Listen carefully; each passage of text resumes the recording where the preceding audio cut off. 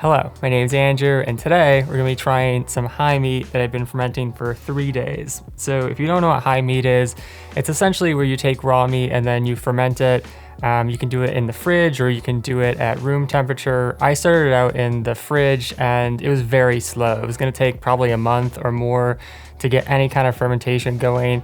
And I started it that way because people said that was the safest way to do it in terms of not having too much growth too quickly.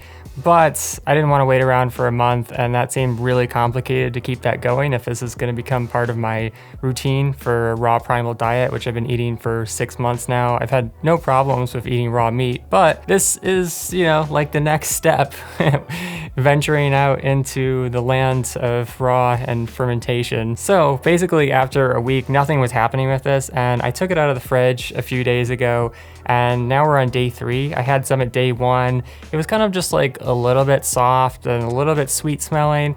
And then on day 2, I definitely started seeing some bubbles, some activity, kind of like you'd expect from sauerkraut. And then around day 3 today, I could start smelling it, like in my room, but it wasn't really a bad smell, which kind of surprised me because some people said it was like really stinky or something, but it kind of just smells like mangoes. Honestly, it has this sort of like sweet, meaty smell. Anyways, let's try some out and see how it goes. All right, so there's what it looks like. It essentially just looks like raw meat at this point. It's got a little bit more softness, to the outside. You can see the bacteria just started to break it down a little bit. And like the point of raw meat is that it just makes it a little bit more digestible. It makes the nutrients more readily available for you so that your body can use them more quickly without having to exert as much energy to like break the food down first.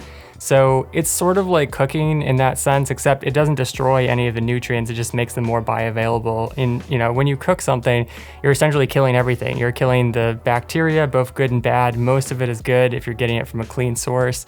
So you're losing all of those, probiotics. You're also killing off all the enzymes, and you're killing off some of the nutrients or reducing them. So this is definitely a better way to go about it if you want a little more accessible energy. But anyways, let's see what it tastes like.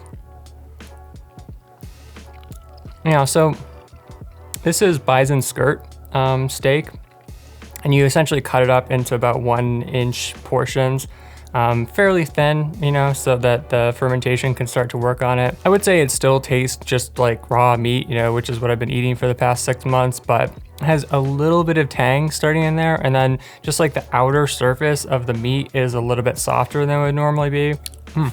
So I don't know, it's pretty good. But in terms of some tips for doing high meat, I'd recommend doing it in a canning jar like this. I put the lid on loosely. Some people say you can start it in the fridge if you want to, which might be a little bit more safe, and then you can take it out afterwards, but I don't know. It seems to work pretty well at room temperature. I haven't had any problems with getting sick. So far I've had about 6 pieces. I have one before each meal as kind of like a probiotic. And then essentially morning and night, I just take the lid off outside, where there's some fresh air. I just kind of like wave it around for 10 seconds, to get the air circulating in there. But like any other fermented food, you just want to check for mold. This looks really good. There's nothing starting. It smells fine. But obviously like a taste test is important too. When you have, the first bite, you just want to like chew it around a little bit and see how it tastes. Make sure there's nothing weird going on in there. And then obviously you just want to have a clean, fork or spoon.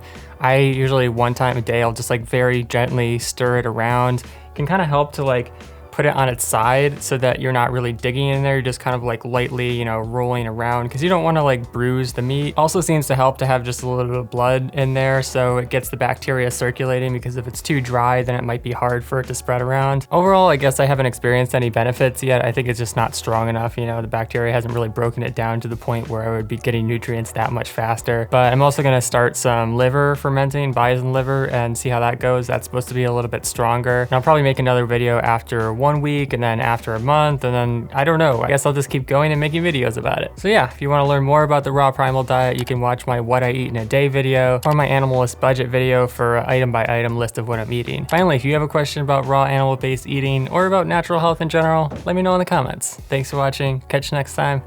Peace.